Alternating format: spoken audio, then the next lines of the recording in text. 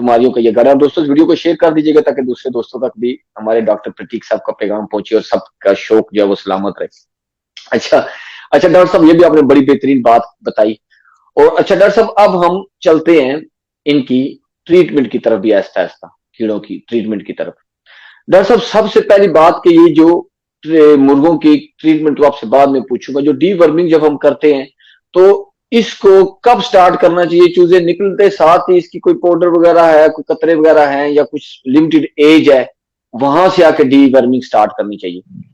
जी, यानी साहब इसमें एक बहुत ही इम्पोर्टेंट चीज हमें ये मालूम करना होगा कि ये वर्म्स की लाइफ साइकिल क्या है। वर्म बॉडी के अंदर कब एंटर होता है और उसके मतलब कितने दिनों के बाद वो लार्वा से अडल्ट बनता है।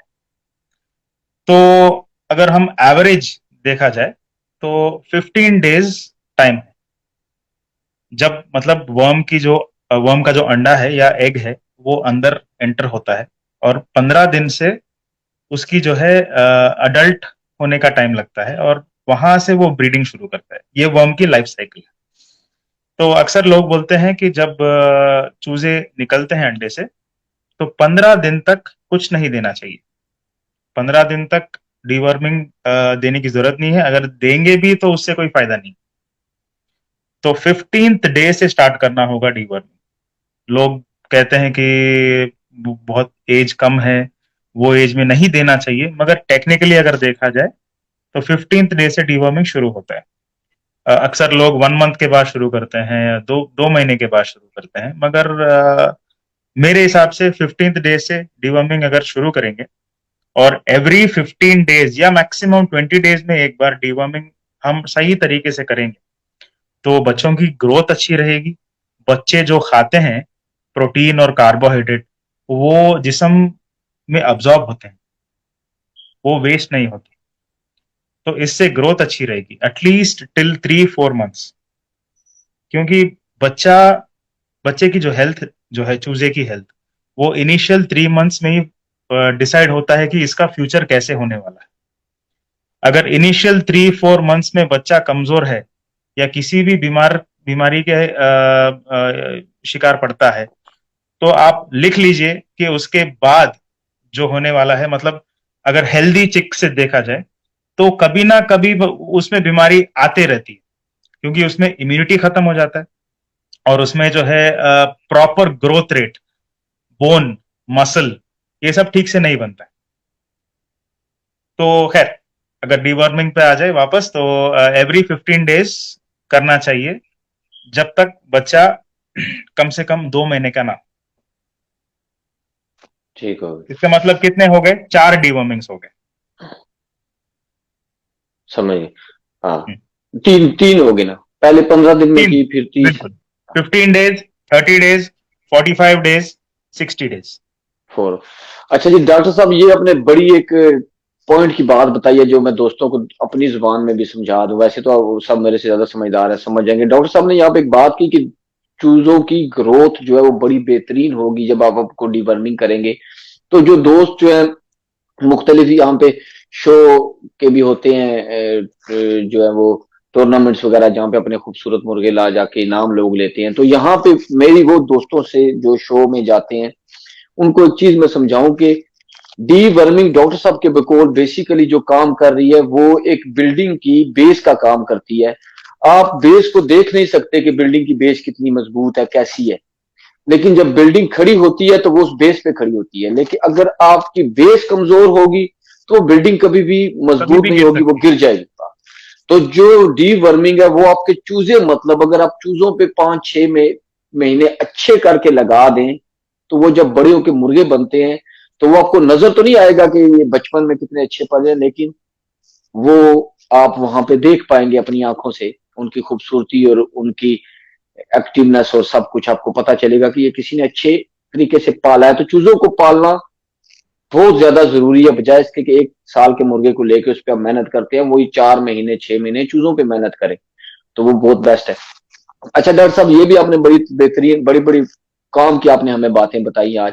अच्छा डॉक्टर साहब, इसके बाद अब मैं आता हूं अब डी वर्मिंग के इलाज पे। तो डॉक्टर साहब, डी वर्मिंग का जो इलाज है आपने पहले चूजों का बताया, तो चूजों के लिए जो है उसकी उसके लिए क्या हमारे पास बेहतरीन मेडिसन है और उसको देने का क्या तरीका है, कतरे हैं किस तरह, और उसके कोई नुकसान भी हैं, तो ये भी साथ बता दीजिए। ठीक है।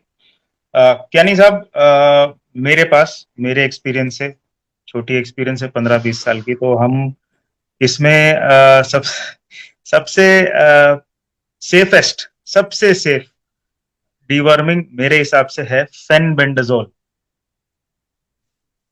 फेनबेंडाजोल सबसे सेफ है, और इसमें स्टडीज, रिसर्च स्टडीज हुए हैं 100 टाइम्स द डोज। मतलब जो डोसेज है उससे अगर आप 100 गुना भी ज्यादा अगर दे दें किसी भी जानवर को, उससे कोई नुकसान नहीं होने वाला। ऐसा नहीं कि 100 गुना आप दे दें, मगर मैं मैं सिर्फ ये कह रहा हूं कि ये इसमें सेफ्टी मार्जिन बहुत ज्यादा है। इसीलिए छोटे बच्चों में अगर डीवर्मिंग करते हैं तो फेनबेंडाजोल इज द सेफेस्ट। इसमें अलग अलग ब्रांड्स अवेलेबल हैं, पैनाक्योर, फेंटास, ऐसे ब्रांड्स अलग हैं, मगर ड्रग का नाम, सॉल्ट का नाम है फेनबेंडाजोल। जी बिल्कुल, फेमबेंडाजोल लिख के सर्च कर सकते हैं, मेडिकल स्टोर पे जाके क्या फेमबेंडाजोल दें तो वो आपको बता देंगे वो कौन सी है। उसके नाम जो होता है दवाई का, आप देखिए जेंटल लिखा हुआ है, तो जेंटल नाम नहीं है, वो तो कंपनी ने एक चूज किया हुआ है। नाम के बिल्कुल नीचे फार्मूला लिखा होता है, नाम के बिल्कुल नीचे, जिस तरह कालपोल अगर आप लें तो कालपोल है, कालपोल के नीचे बिल्कुल लिखा होगा पैरास्टामोल। आपने डिक्लोरान ले ली तो डिक्लोरान उसका नाम है, लेकिन उसके बिल्कुल नीचे लिखा होगा डेक्लोफेनिक सोडियम। तो ये जो डॉक्टर साहब ने बताया ये फार्मूला है, नाम के नीचे लिखा होता है, तो आप ये देख लीजिएगा। अच्छा डॉक्टर साहब, वो चूजों और बड़ों दोनों में आपकी नजर में वही बेस्ट है? मेरे हिसाब से वही बेस्ट है ज्ञानी साहब, क्योंकि वो ब्रॉड स्पेक्ट्रम है। मैंने जो स्टार्टिंग में बताया था कि वर्म्स के अलग अलग वैरायटीज, जैसे थ्रोट के वर्म्स है, जैसे इंटेस्टाइन्स के वर्म्स है, राउंड वर्म्स, टेप वर्म्स में भी 3-4 वैरायटी के टेप वर्म्स है। तो इन सब को खत्म करता है। एल्बेंडाजोल से भी काफी सेफ है, काफी इफेक्टिव है, क्योंकि एल्बेंडाजोल सिर्फ वर्म्स को, मतलब समझ लीजिए कि 60% खत्म करता है। और अक्सर लोग गलती ये करते हैं कि एल्बेंडाजोल की सिंगल डोज देके उसके बाद डीवर्मिंग करते नहीं, उसके बाद उसका बूस्टर नहीं देते। तो वो बात फेनबेंडाजोल में नहीं है। अगर आपके पास, देखिए, बच्चों में ऑलरेडी बीट में कीड़े गिर रहे हैं, मतलब ऑलरेडी, जिसका मतलब है कि इन्फेक्शन काफी हैवी रेंज में है, तब जाके आप फेनबेंडाजोल एवरी 3 डेज देना पड़ेगा। तो ये भी आप गौर से, मतलब नोट कर सकते हैं कि अगर 15 दिन के बच्चों में भी बीट में कीड़े निकल रहे हैं, तो 3 डेज में एक बार भी आप फेनबेंडाजोल दे सकते हैं। अब आता है फेनबेंडाजोल का डोज। तो ये काफी इंपॉर्टेंट है। इसमें सबसे आसान तरीका ये होता है कि ड्रिंकिंग वाटर में मिक्स करके दे दें। तो इसका डोज है 1 ml for 1 litre of water. 1 ml 1 litre में? 1 ml 1 लीटर पानी में मिलाना चाहिए। मगर इसमें एक चीज है कि फेनबेंडाजोल काफी हैवी चीज है, मतलब वो पाउडर के जैसे रहता है। तो 3-4 घंटों में क्या होता है, अगर आप पानी वैसे ही रखेंगे तो वो सेटल हो जाएगा नीचे। तो एक चीज ये है कि उसमें, मतलब पहले एक दिन थोड़ा फास्टिंग पे रख लें बच्चों को, कम से कम एक 6-7 घंटे, ताकि वो थोड़े, मतलब भूख में हो। इमीडिएट आप पानी रखते ही ज्यादा पानी पी लेते हैं, तो इफेक्टिव डिवर्मिंग हो जाएगा उससे। अर्ली मॉर्निंग अगर आप कर देते हैं तो, अगर समझ लीजिए कि थोड़े बच्चे पानी नहीं पिए, तो आप after 12 hours same dosage repeat कर सकते हैं। मतलब शाम में भी वही 1 ml पर लीटर दे सकते हैं। ऐसा एक ही दिन देना पड़ेगा अगर प्रिवेंटिव है तो। जी। डॉक्टर साहब एक सवाल इसी के अंदर मैं ऐड कर लूं। आपने कहा कि सुबह ये डीवर्मिंग देने के लिए पेट का भरा होना या खाली होना भी कोई उसमें कोई मैटर करता है कि नहीं? देखा जाए कियानी साहब, तो मैटर नहीं करता है। मगर इसमें प्रॉब्लम यह है कि हम एक एक बच्चे को पकड़ के डिवर्मिंग नहीं पिलाते हैं। We have to make sure, मतलब हमें मेक श्योर करना पड़ेगा कि अगर हम, हमारे पास 10 बच्चे हैं या 20 बच्चे हैं, 100 बच्चे हैं, तो 100 के 100 बच्चों को एक ही डोसेज डिवर्मिंग एंटर हो जाए बॉडी में। तो इसका बेस्ट और सेफ तरीका यह है कि अगर बर्ड्स एम्प्टी स्टमक पे हैं तो जल्दी लेते हैं पानी। हजम कर सकते हैं जल्दी। हाँ, नहीं नहीं, हजम करने की बात एक है, और अगर खाली पेट है तो अगर पानी भी नहीं दिया जाता है 3-4 घंटे पहले, तो वो प्यास भी ज्यादा रहता है और पानी जल्दी पीते हैं, तो मैक्सिमम डोज अचीव हो जाएगा बॉडी में, तो डीवर्मिंग इफेक्टिव रहता है। अगर आप पेट भर के खिला देते हैं और उसके बाद डीवर्मिंग देते हैं, अगर आप फोर्सफुली दे रहे हैं ओरली, एक एक बच्चे को पकड़ के अगर आप दे रहे हैं, तो उसमें कोई फर्क नहीं पड़ने वाला। मतलब अगर आप नहार पेट दे सकते हैं और आप खाना मतलब दाना देने के बाद भी दे सकते हैं, मगर अगर आप ड्रिंकिंग वाटर के जरिए डीवर्मिंग कर रहे हैं, तो बर्ड्स एम्प्टी स्टमक पे होना ही बेटर है। ठीक होगा। अच्छा डॉक्टर साहब, ये तो होगी चूजों में डीवर्मिंग, फिर जब ये 2-3 महीने के हो जाए तो फिर इनको इसी तरह 15 दिन वाली या 2 महीने बाद करे बंदा, 3 महीने बाद करे, और उसके बाद साथ ही जब जवान हो जाए साल के, तो वो प्रोसेस, इस पे भी रोशनी डालिएगा।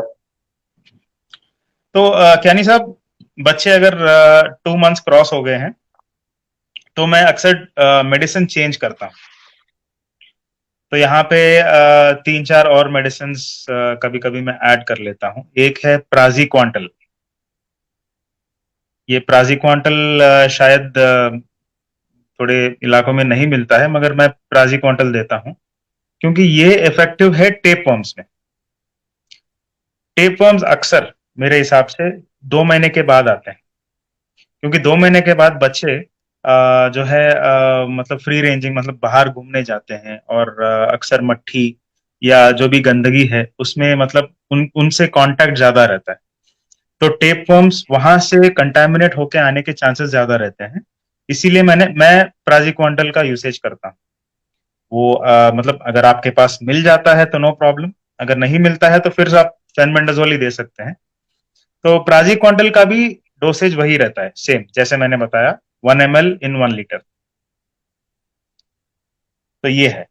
और अगर आप इंडिविजुअली देना चाह रहे हैं, अगर आपके पास बच्चे मतलब बहुत लिमिटेड हैं, 5-6 बच्चे हैं या 10 बच्चे हैं, तो आप 2 महीने से लेके, मतलब 2 महीने के बच्चे समझ लीजिए कि 300 ग्राम्स के होंगे मैक्सिमम।